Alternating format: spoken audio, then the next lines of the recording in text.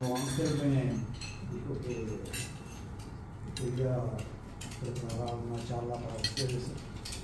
Nos estuvimos discutiendo varios temas. Él quería que hablara de Chaco. Dije, bueno, Chaco es muy grande y hay mucha gente que está más preparada que yo mismo, así que creo que yo voy a dejar a otra persona.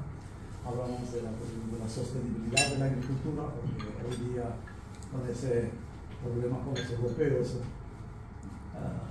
se discute mucho que para producir sosteniblemente o no. No quería entrar en la parte política, entonces dije, bueno, dejemos hasta que se calme un poquito, hasta que entre los gremios y el gobierno haya un acuerdo. Entonces vamos a tratar de hablar de algo que creo que le puede interesar, porque es oriente. Y no solamente que lo que vamos a hablar hoy día está entre nosotros. Y qué mejor de tener esa oportunidad de hablar con usted directamente, mostrarle qué es lo que está pasando en la ciencia, para que haya cualquier pregunta para poder responder las preguntas. Porque si el día de mañana llega una tecnología a Paraguay, no haya dudas que esa tecnología es buena o es mala o es...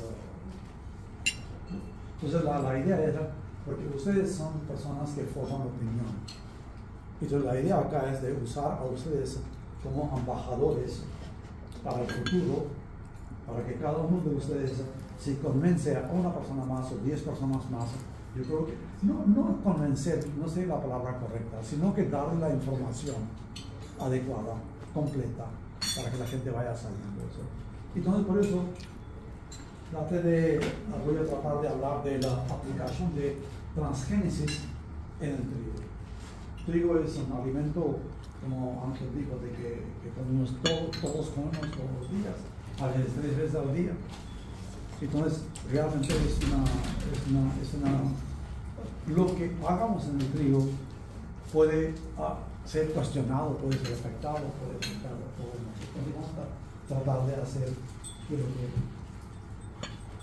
Antes de entrar a eso, ustedes saben muy bien de que nuestra población a nivel mundial está aumentando. Eso ya no es un secreto para nadie. Y como aumenta la población, aumenta la necesidad de sean cereales, sea azúcar, sea grasa, sea huevos, sea carne, lo que sea. Están aumentando y finalmente nuestra tierra es, o por lo menos la tierra fértil, es limitada. Entonces hay un límite hasta donde podemos producir. De ahí en adelante tenemos que tratar de pensar qué es lo que podemos hacer. Yo creo que vamos por ahí. Hay un mega estudio en este momento que no llegó arriba, que resumió estudios de casi últimos 20 años. Un mega estudio que hicieron, salió el año pasado, de resultado de más de 5.000 estudios que hicieron sobre la alimentación y las necesidades de alimentación. Y el secreto de eso es de que va a haber la necesidad de entre 35 y un 56% para el 2050. Sí, creo que ustedes han escuchado las palabras del FAO. FAO dice 50%, pero cuando todo el mundo hace un estudio, se va a nivel mundial, y si hacemos un estudio de punto de eso, resumen de eso, sale de que la necesidad del alimento va a ser entre 35 y 56% para 2050. Así que, ¿qué es lo que podemos hacer? La seguridad alimentaria hasta ahora ha basado sobre tecnologías que han variado a través de siglos y a través de años. Entonces, si uno quiere saber cuáles son esas tecnologías que nosotros hemos usado a través de los años, a través de los siglos. La primera es la selección. Voy a mostrar un poco. La segunda es la hibridación. Hacemos las mutaciones. Y últimamente, en los últimos 20 años, 25 años, la biotecnología. Entonces vamos a tratar de ver qué es lo que hace la selección. Toda la modificación, que hoy día tenemos tomate, porque el precio del tomate es que está en la noticia hoy día. ¿No? Entonces usé el ejemplo del tomate. El tomate que ustedes conocen hoy es resultado de una modificación genética. Usemos la palabra modificación genética a la carretera. ¿Por qué? Ese tomate viene de acá. Es el tomate ancestral. Lo que tú debes de conocer muy bien, tomatillo. ¿No? ¿Qué tamaño? Este. Tomate cherry. Tomate cherry. Inclusive menos de cherry. Es el original. Es el tomate original. Ese es el tomate original. Es el tomate original. Entonces, ahora lo que quiero es que quiero preguntar a ustedes, ¿qué es esto acá? ¿Cómo se alguien me dice qué es este? ¿Cómo se llama?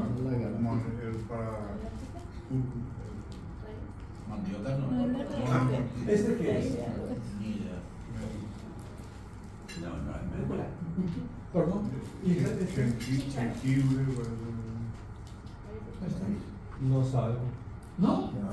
¿Qué? Yo pensaba que venía ¡Qué bárbaro! ¿Cómo me hacen ustedes? a la abuela se me conoció. Eso es demasiado conocido. Nosotros consumimos maíz. Ahora los de arriba. ¿Espárragos sería? ¿Sí? Esos eran ancestralmente y a través de la selección. No se hizo nada más.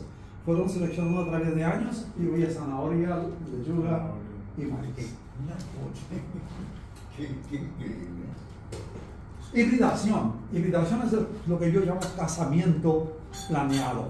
Se busca una variedad, otra variedad, trata de mezclar uno alto, uno bajo, uno gordo, uno flaco, uno de ojo negro, uno de otro de ojo azul, para tener distintas combinaciones.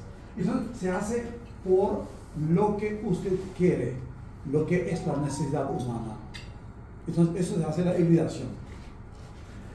Hibridación trata de darles lo mejor que hay. Brangus es resultado de la raza Brangus, es una hibridación entre Brahma, animal de la India, y Angus de Estados Unidos. Da más leche, es más rústico, es un híbrido. Asimismo, hacemos las hibridaciones en la planta para que aumente su producción, para que vayamos haciendo mutaciones. Se puede hacer distintos tipos de mutaciones. Algunas mutaciones hacemos para que nos guste, principalmente al ángel que quiere distintos colores. Entonces se pone químicos o se pone a rayo X o rayo gamma y salen distintos colores de carnation o de cristamoncito. Ahí está. No, Ángel ahora está con el crecimiento del pelo, Eso lo vamos a poner en una hoja. Arcángel ya ahora. Ya, Jesús me entendió. Antes de asumirlo. La cuarta parte es la biotecnología, que en los últimos 25 o 30 años es la utilización de los procesos biológicos directamente. Ya la parte humana está, en alguna parte usamos químicos, otra parte usamos rayos X, otra parte usamos selección, cruzamiento. Ahora ya comenzamos a usar procesos biológicos de adentro de la planta o adentro del animal. ¿Y cómo se modifica eso? Eso siempre buscando que cumpla una necesidad humana. Tiene que ser necesidad humana. Vamos a tratar de ver un ejemplo acá. Estamos comiendo pan. Pregunto, antes de seguir, Mohan, eso no tiene nada que ver con injerto, la cuestión. No. Injerto es, tú tomas una cosa, le injertas otra planta para que tenga el pie esté fuerte y verdad. Es como subir sobre el hombro como decía Einstein, subir sobre el hombro de mi profesor acá para que vea más lejos. Injerto es básicamente eso. Pan que estamos comiendo acá y yogurt que no está acá, pero ustedes saben que son resultados de la biotecnología. Ambos.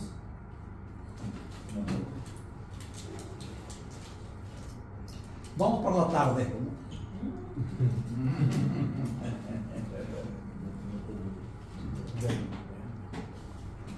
Tanto cerveza como vino y una fermentación. Y lo que se utiliza acá es levadura y bacteria.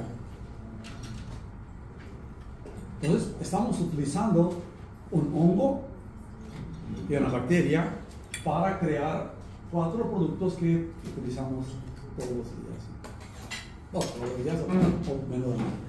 Así que es parte de la vida, donde se usa un organismo completo. En este caso se usa el hongo para crear para que el pan se infle, o bacteria para que la leche se convierta en el yogur. Así que son procesos naturales, son parte de la biotecnología. Pero de la biotecnología, los avances fueron muy rápidos en los últimos 50, 60 años. ¿Por qué fueron muy rápidos? Porque nosotros comenzamos con lo que veíamos hace más de 100 años atrás, los organismos, las células, comenzamos a conocer cromosomas casi hace 100 años atrás, y el ADN, que se imaginaba que eran hilos de la vida, hace como 60, 70 años, hasta que la estructura del ADN fue descubierta en 64. Y ahí es donde realmente la gente dijo, bueno, ¿qué es esta cosa? Y si podemos manejar eso como la parte de la ingeniería. Entonces ahí uno fue y comenzó a abrir el ADN.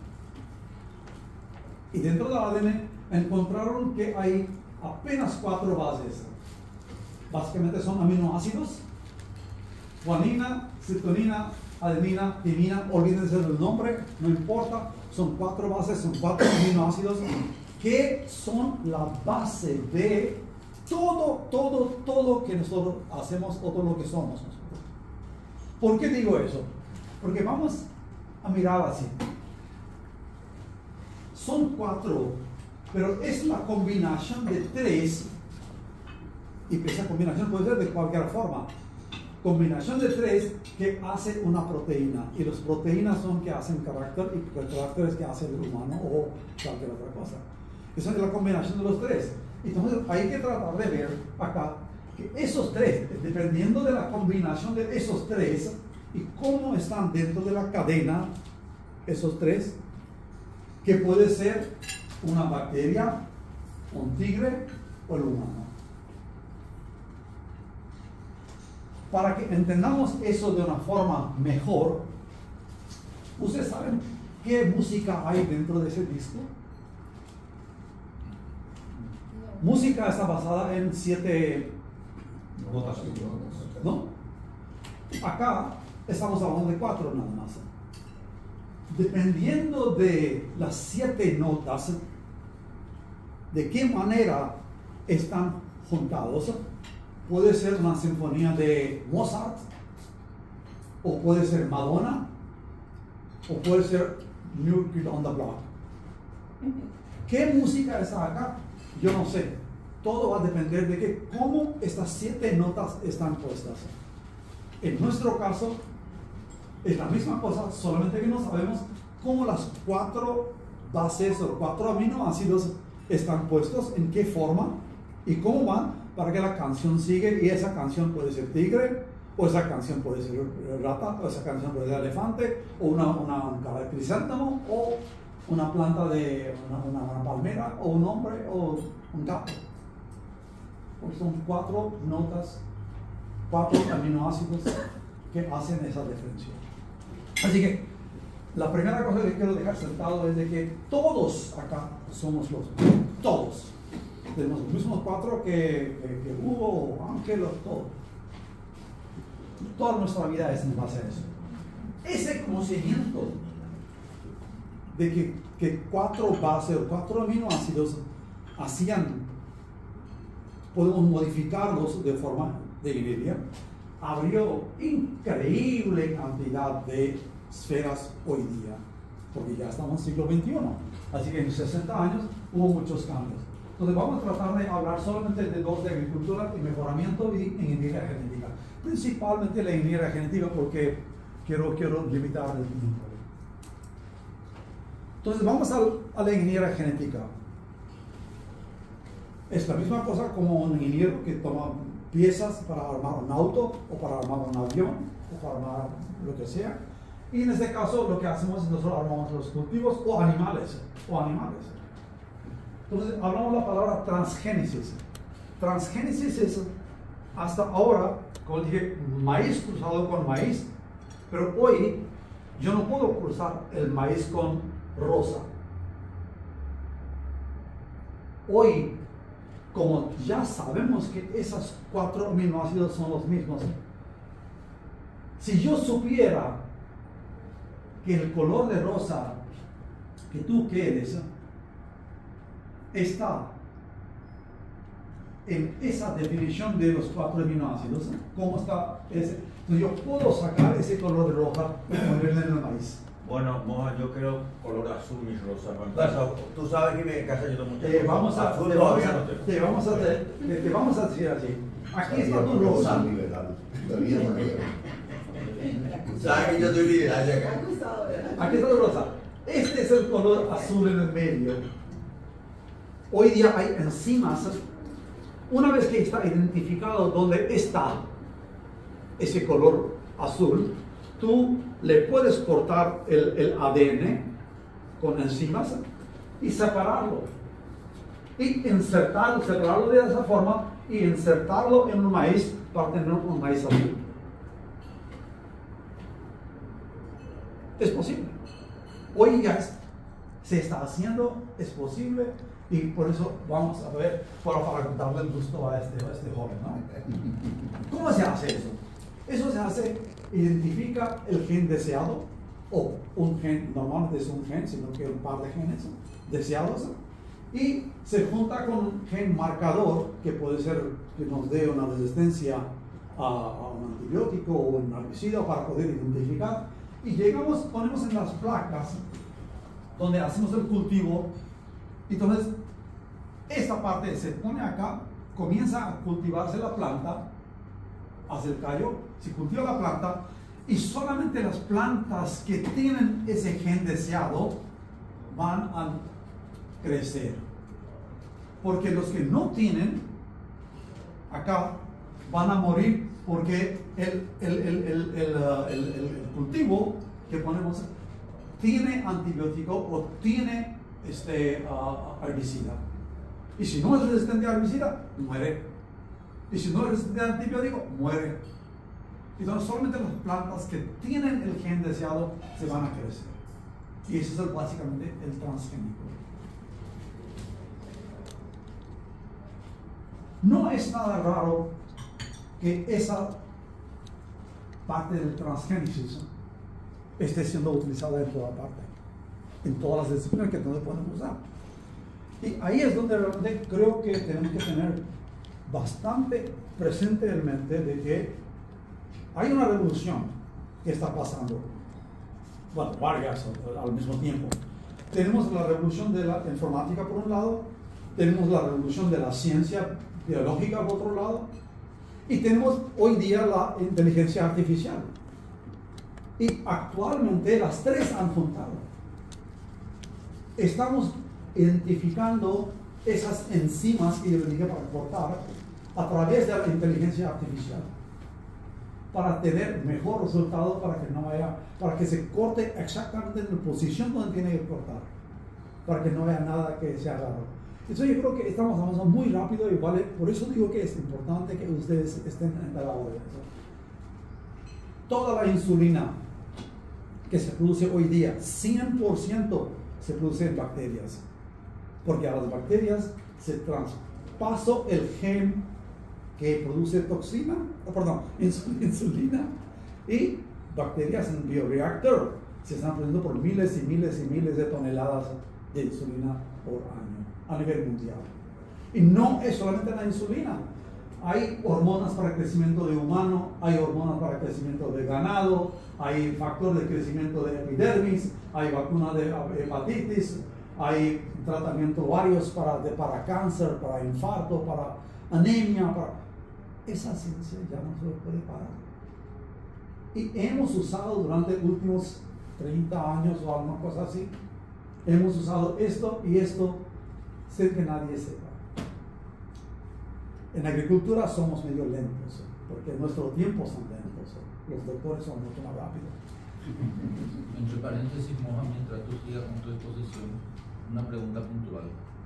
¿Tú te aplicaste la vacuna de COVID?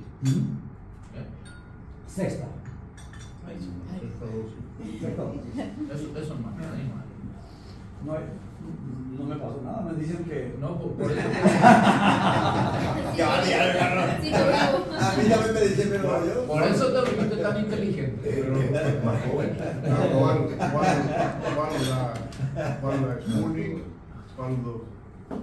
Yo me voy a la clínica de Trinidad y lo que me dan. Creo que es Moderna, me parece.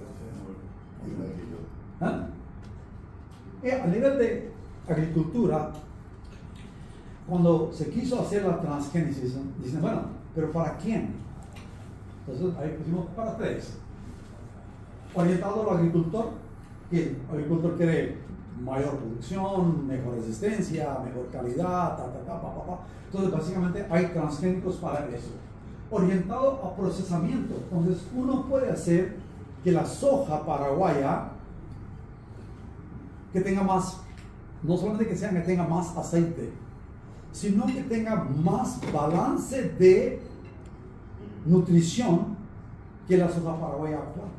Y eso es posible alterar eso. Entonces, si hacemos esto en canola, se hace esto en soja, se está haciendo actualmente eso. Y el consumidor, por eso los consumidores, hoy día todo el mundo habla de la nutrición, entonces si yo podemos hacer cualquier cultivo, vamos a empezar trigo mismo, si podemos hacer trigo 3 veces más nutritivo, bueno, qué bien. O trigo que no le falte el zinc, o trigo o maíz que estamos haciendo actualmente con vitamina A.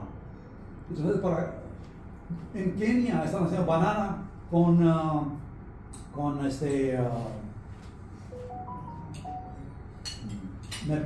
tuve el doctor alemán que me estaba afectando.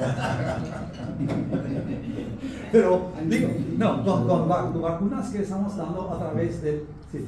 Bueno, puntualmente, la mandioca tiene poco valor comercial, tiene pocas proteínas. ¿Se puede mejorar? Estamos mejorando. Sí, están haciendo. Tenemos un programa en CIAP, que es el Centro Internacional de Agricultura Tropical en Cali, Colombia. Yo estuve dando, cuando me jubilé, por 3 años, estuve con la fundación Bill Gates y Melinda Gates. Ellos le dieron dinero a Seattle para coordinar, enriquecer mandioca, papa, batata, maíz, arroz. Más barato comercial. Eso para Paraguay sería. Mandioca es lo que para producir. Es posible, como digo, es posible, y no a través de eso, sino que a través de eso también, pero eso se puede hacer también, porque dentro de la mandioca hay mucha variación donde hay proteína en algunas, entonces solamente hay que cruzar también, pero eso es posible. Una pregunta, por sí. favor. Quiero saber si las hojas de la mandioca se puede consumir. Puede consumir, sí, en África lo consumen. Mandioca es de África originalmente. Yo como siempre... ensalada o algo así. Sí, se puede. Se consume. como lechuga, como espinaca. Como espinaca, sí. Hoja de mandioca, hoja de papa, hoja de batata, todo se puede, todos son consumibles, no tienen ninguna toxina. Hoja de batata también. Lo único hay que hacerlo de manera inmediata porque si pierde el agua se concentra una toxina leve y se puede crear un noche. Por eso digo que hay que hervirlo y hay que tratarlo. Exactamente. El nordeste brasilero, le contesta Sabina Terrur, el nordeste brasilero, el que vaya alguna vez a Fortaleza, Maranhão, cualquier lugar de eso, ellos consumen una comida que es típica, parecida a nuestro hipocue, se llama batapá. Y el batapá le ponen hoja de mandioca como si fuera acelga. Y es muy rico, una delicia. Inclusive uno de los temas que nosotros teníamos dentro de ese proyecto era exactamente eso, que no es solamente consumir la mandioca o enriquecer la mandioca, sino que promocionar la utilización de las hojas para que el nivel de nutrición, principalmente en África, que el nivel de nutrición sea mejor. Y bueno, aceptaron con mucho gusto. La hoja de la mandioca hay que hervir. Porque se evapora la toxina. Sí. Volátil. Transgénicos en el mundo hay varios, en varios cultivos. Hay como 14 cultivos que tienen transgénico. Hay, bueno, el trigo todavía no está acá, pero hay soja, maíz, canola, etc.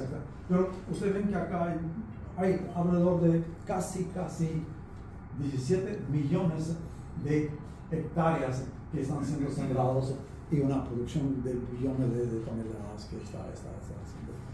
Paraguay tiene 2 transgénicos en este momento a nivel grande. Creo que el tercero también ya algodón. Casi todo el maíz que se cultiva en Paraguay es transgénico. Casi toda la soja que se cultiva acá en el país es transgénico, y algodón que actualmente es transgénico. Así que esos 3 están. Ahora, no habíamos tocado alimentos, arroz y trigo, que son alimentos que uno consume diariamente. Pero ya estamos haciendo eso. ¿Por qué estamos haciendo eso?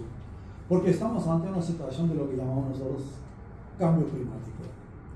Ustedes vieron que lo que pasó la semana pasada, o lo que está pasando en Porto Alegre o Río Grande del Sur. El clima es muy impredecible. Cuando llueve, Ciudad de México, hay sequía. Es increíble, esos eventos van a aumentar en intensidad y van a ser más frecuentes, y siempre van a ser cortos y gruesos, intensos.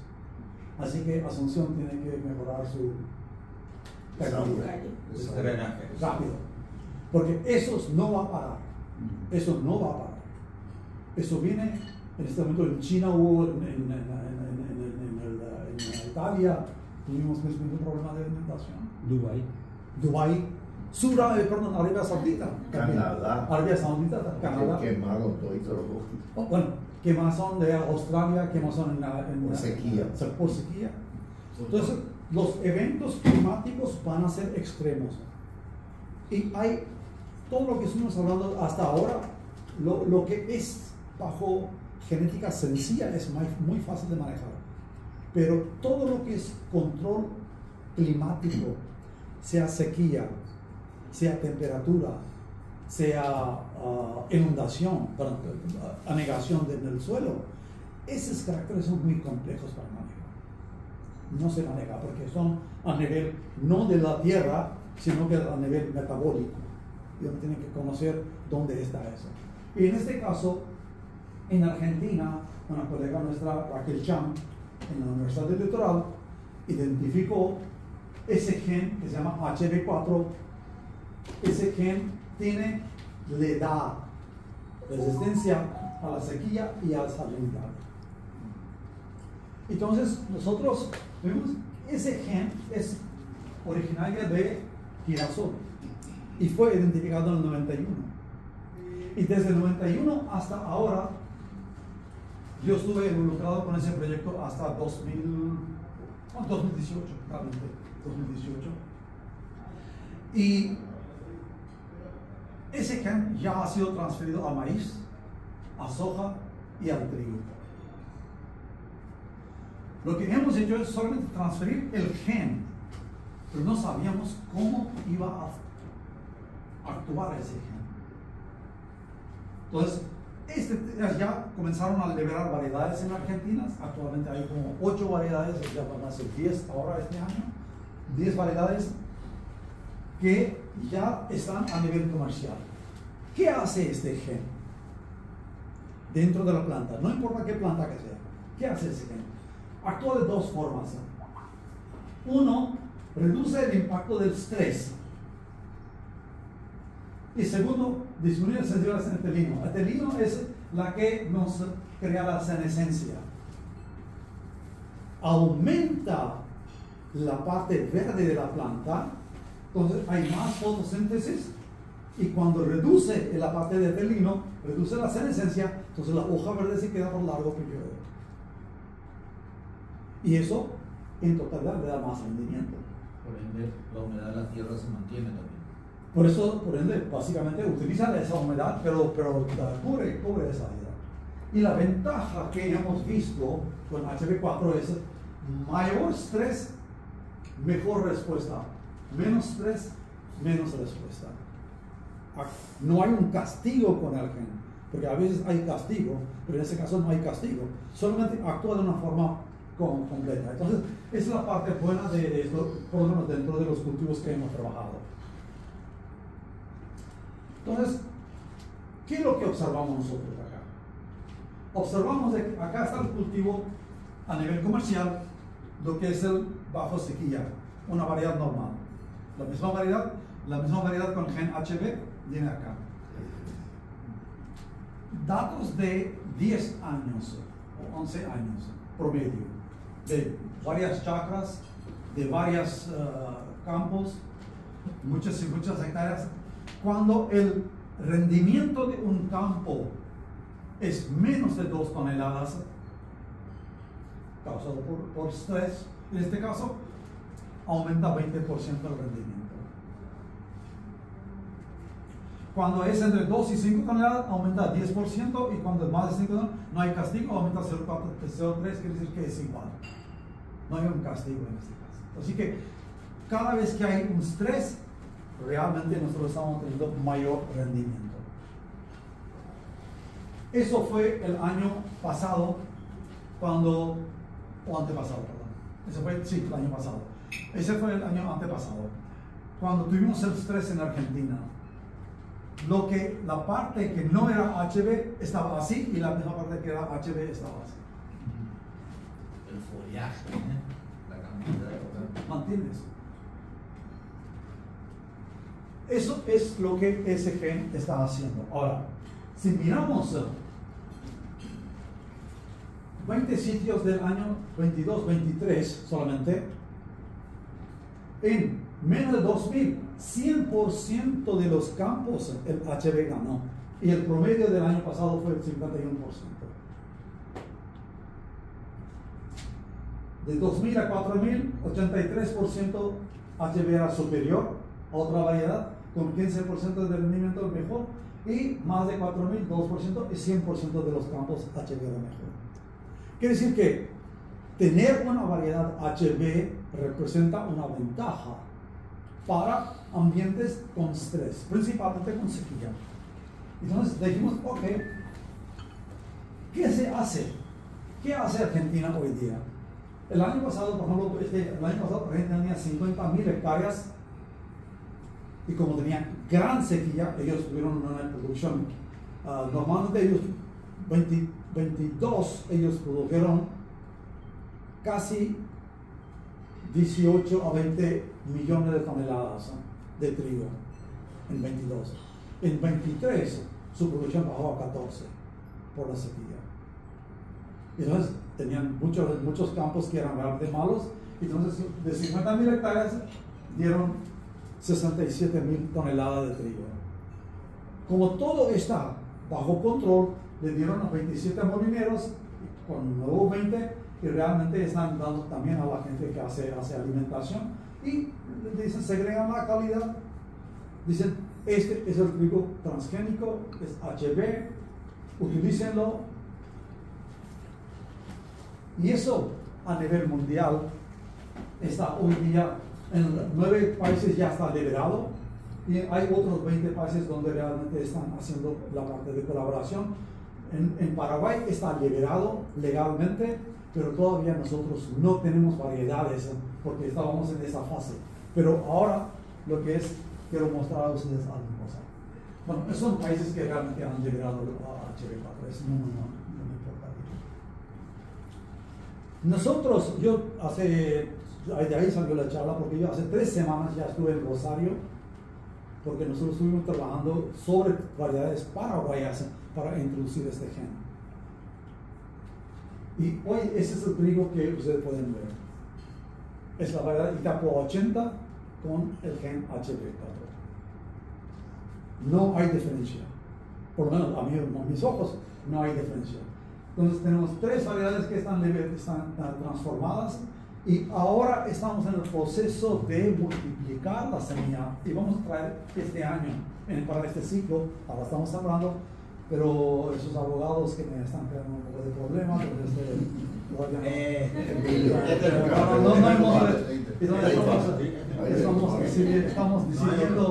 estamos decidiendo de multiplicarlo en Argentina para traer gran cantidad el próximo año, para en el 25, para poder llevar ensayos tanto en la parte oriental como en la parte occidental. Personalmente yo creo que va a ser una gran contribución, principalmente en Chaco, donde hay trigo hoy día, estamos comenzando, donde hay sequía y donde hay salinidad, hay mucha sal en Chaco, entonces eso puede funcionar muy bien, y la parte norte de Paraguay, donde la sequía realmente afecta. Eso va a permitir de que el área bajo trigo en el Paraguay va a aumentar, y Paraguay, en lugar de exportar 300.000 o 400.000 o 600.000, va a poder exportar mucho más. Muchísimas gracias. Hasta acá era mi